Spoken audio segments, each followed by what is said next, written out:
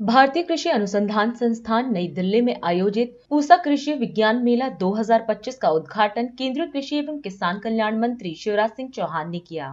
अपने उद्घाटन भाषण में केंद्रीय कृषि मंत्री शिवराज सिंह चौहान ने कहा कि भारतीय कृषि सिर्फ आत्मनिर्भर नहीं बल्कि वैश्विक खाद्य आपूर्ति का एक महत्वपूर्ण स्तंभ बन रही है। उन्होंने किसानों को अन्नदाता से उद्यमी बनने का आह्वान किया और खेती को लाभकारी व्यवसाय बनाने पर बल दिया। उन्होंने सरकार द्वारा किसानों के कल्याण के लिए किए जा रहे विभिन्न प्रयासों की चर्चा की और कहा कि देश के प्रत्येक किसान तक उन्नत तकनीक, उच्च गुणवत्ता वाले बीज और वैज्ञानिक नवाचारों को पहुंचाना सरकार की प्राथमिकता है। सरकार दूसरी हरित क्रांति की दिशा में कार्य कर रही है, जिससे सूखा, सहिष्णुता, कीट प्रतिरोधी और जलवायु अनुकूल फसलों को बढ़ावा दिया जा रहा है। उन्होंने कहा कि भारतीय कृषि अनुसंधान परिषद और पूसा जैसे संस्थान बेहतर किस्मों और नई कृषि तकनीकों का विकास कर किसानों को सशक्त बना रहे हैं। इस अवसर पर कृषि एवं किसान कल्याण राज्य मंत्री रामनाथ ठाकुर, भारतीय कृषि अनुसंधान परिषद के महानिदेशक डॉक्टर हिमांशु पाठक, पूसा के निदेशक डॉक्टर CH श्रीनिवास राव, भारतीय कृषि अनुसंधान परिषद के उप महानिदेशक डॉक्टर DK यादव, पूसा के संयुक्त निदेशक डॉक्टर RN पडारिया, कृषि वैज्ञानिक, किसान प्रतिनिधि और विभिन्न राज्यों से आए प्रगतिशील कृषक उपस्थित रहे। विकसित भारत बनाने का अभियान चल रहा है, लेकिन विकसित भारत प्रधानमंत्री जी का भी कहना है बिना खेती, किसानी और किसानों के नहीं बन सकता। आज भी कृषि भारतीय अर्थव्यवस्था की रीढ़ है, प्राण है और खेती की आत्मा किसान है। और मैं कृषि मंत्री ना अतिथि ना मुख्य अतिथि, मैं तो आपका सेवक हूँ। किसान की सेवा मेरे लिए भगवान की पूजा है और इसी भाव से प्रधानमंत्री श्रीमान नरेंद्र मोदी जी का संकल्प पूरा करने के लिए लगातार कृषि के क्षेत्र में हम लोग काम कर रहे हैं। हम 6 तरह की चीजें करने का प्रयास कर रहे हैं किसान भाइयों। और मैं किसान भाइयों कह रहा हूं तो मैं भी किसान हूं। अभी कद्दू की बात कर रहे थे रामनाथ जी, आपने तो 40-50 साल पहले कद्दू लगाए थे। मेरे खेत में आज भी कद्दू लगा हुआ है, अभी कद्दू की खेती कर रहा हूँ। शिमला मिर्च भी है, टमाटर भी है, रेट कम हो गए। जब बम्पर राम भैया, जब क्रॉप बम्पर आती है तो कई बार कीमतें गिरती है, लेकिन मैं फूलों की खेती भी करता हूँ। गेंदा भी है, जरबेरा भी है, खुले में गिलाई डोला भी लगाता हूँ, गेहूं की और धान की खेती भी करता हूँ। और मैं ऐसा किसान नहीं हूँ कि मंत्री बन गया तो साहब मैं तो साला में तो साहब बन गया, अब काय को खेत में जाऊं। अभी भी मैं महीने में 2 बार कोशिश करता हूँ अपने खेत में पहुंच जाऊं। खेती को जीते हैं हम लोग और इसलिए कैसे देश में, वैसे मैं बधाई देता हूँ, ICR को भी बधाई देता हूँ। आज जिस तरह की किस्में, उन्नत किस्में हमने लगाई दिखाई है, लाइव प्रदर्शन है एक तरह से, वो अपने आप में बड़ी उपलब्धि है। एक बार ICR के लिए भी ताली बजा दी जाए। हमारे साइंटिस्ट बैठे हैं, वो दिनों रात परिश्रम कर रहे हैं। मीडिया के मित्रों के माध्यम से हम अपनी बात लोगों तक पहुंचा रहे हैं। हमारा संकल्प है नंबर 1 उत्पादन बढ़ाना, पर हेक्टर उत्पादन अभी भी बढ़ाना है। आज मुझे गेहूं की वैरायटी के बारे में बताया कि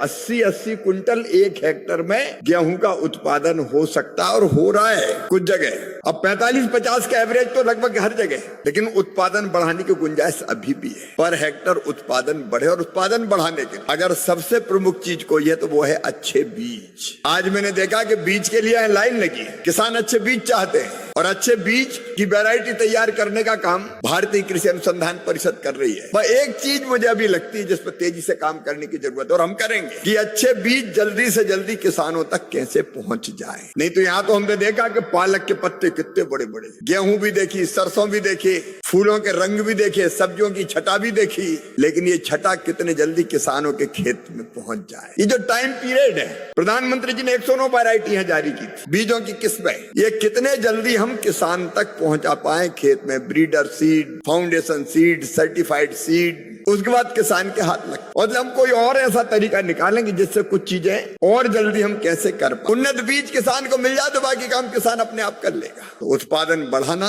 दूसरा उत्पादन की लागत घटा और उन्नत बीज पहुंचाने के लिए ये बात बिल्कुल कही, रामनाथ जी ने भी कही और पाठक जी ने भी उल्लेख किया, विज्ञान और किसान को जोड़ना पड़े। लैब टू लैंड, मतलब पाठक जी एक प्रयोग हमने शुरू किया है, आधुनिक कृषि चौपाल, जिसमें वैज्ञानिक और किसान की बात होती है, लेकिन वो अभी पॉपुलर नहीं हुआ है। इसलिए मैं ICR को निर्देशित करता हूं इस कार्यक्रम को अपने हाथ में ले ले। वैज्ञानिक और किसान हर महीने एक जगह बैठ के खेतों में चर्चा करे और उस चर्चा का प्रसारण पूरे देश के किसानों के लिए किया जाए, ताकि महीने भर में जितने नए प्रयोग हो उसके बारे में एक जगह वैज्ञानिक बताएं और बाकी जगह किसान देखे और देख के सीखे। ठीक बात है कि नहीं, बताओ भाई। और प्रयोग हो गया लैब में किसान तक पहुंचे ही नहीं तो प्रयोग का लाभ कैसे मिलेगा। इसलिए अगले महीने से आधुनिक कृषि चौपाल ICAR के निर्देशन में किया जाएगा। साइंटिस्ट उसकी भूमिका तैयार करें, इस महीना कौन सा विषय, और उस पर किसानों से सवाल मंगाए कि वो कौन कौन सी जानकारी चाहते हैं, और फिर कुछ किसान पूछे,